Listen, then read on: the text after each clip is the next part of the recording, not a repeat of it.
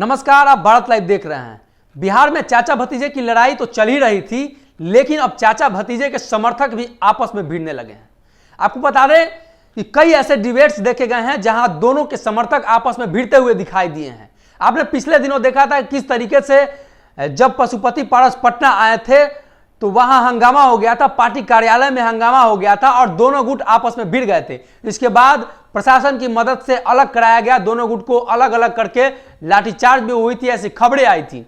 लेकिन सभी तमाम मुद्दों के बीच संजय सराफ लगातार चिराग पासवान पर हमलावर रहे हैं। उन्होंने हेलीकॉप्टर सहित अन्य मामलों में चिराग पासवान पर हमला किया है। आपको बता दें कि उन्होंने कहा कि आप विकिपीडिया और गूगल कर लीजिए कि कौन है लोजपा का असली उत्तराधिकारी, किसके पक्ष में लोजपा जाएगा।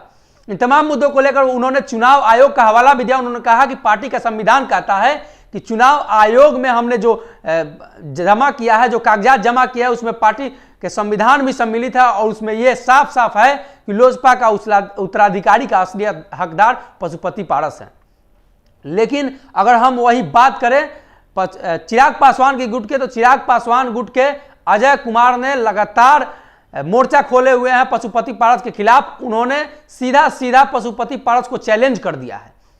एक बड़ी खबर है, उन्होंने सीधा सीधा पशुपति पारस को चैलेंज करते हुए कहा है कि अगर आपको अपने वोट बैंक पे इतना गुमान है, इतना भरोसा है, तो जितने भी आपके पास सांसद है सभी का इस्तीफा लीजिए और इस्तीफा लेकर फिर से मैदान में आइए। यानी सीधा सीधा उन्होंने कहा कि आइए चुनाव में लड़कर चुनाव लड़िए और देखते हैं किसको कितना वोट आता है। कि राजनीति में विकिपीडिया और गूगल करने से कुछ नहीं होता है, जिसके पास जनाधार है वही नेता है और चिराग पासवान के पास रामविलास पासवान का जनाधार है।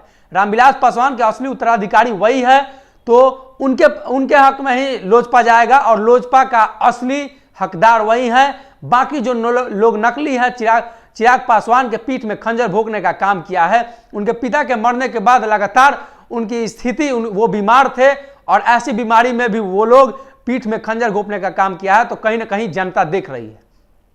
साफ साफ शब्दों में उन्होंने कहा कि सभी सांसदों का इस्तीफा दिलाइए और आइए मैदान में, चुनाव में आइए, देखते हैं किसको कितना वोट आता है, कौन बाजी मारता है, उससे तय हो जाएगा कि लोजपा का असली उत्तराधिकारी कौन है। गूगल और विकिपीडिया करने से पार्टी नहीं चलती है, गूगल और विकिपीडिया से कोई नेता नहीं बनता है। इन तमाम मुद्दों को लेकर अब देखना यह होगा कि क्या पशुपति पारस चिराग पासवान गुट के ये जो दावा किया गया है, इस दावों के खिलाफ कुछ एक्शन लेते हैं, क्या अपनी पार्टी के पांचों सांसद का इस्तीफा लेते हैं और फिर से चुनाव में आते हैं, या निर्वाचन आयोग के फैसला का इंतजार करते हैं। निर्वाचन आयोग में भी पशुपति पारस गुट सहित कई अन्य लोजपा के समर्थकों ने बताया कि उसमें दिया गया है हलफनामा कि लोजपा का असली उत्तराधिकारी कौन है और वहां तय हो जाएगा 5 तारीख के बाद। हो सकता है कि यह संभावना बताई जा रही है कि 5 तारीख के बाद यह तय होगा कि लोजपा का असली उत्तराधिकार है। तब तक आप हमारे साथ बने रहिए, धन्यवाद। अगर ये वीडियो पसंद आई और वह बिहार के राजनीति और बिहारियत से सरोकार रखेनी तो सब्सक्राइब बटन दबा के चैनल के सब्सक्राइब कर ली। ओजे एगो घंटी बा, ओकरा बटन दबा देला से कुल सटीक और मारक खबर रुआ मुफ्त में मिल जाई। अगर रुआ पत्रकारिता के हमनी के नया प्रयोग में सहयोग कर चाहतानी तो ज्वाइन बटन दबा दी। पेटीएम नंबर नोट कर ली 9386816700। धन्यवाद।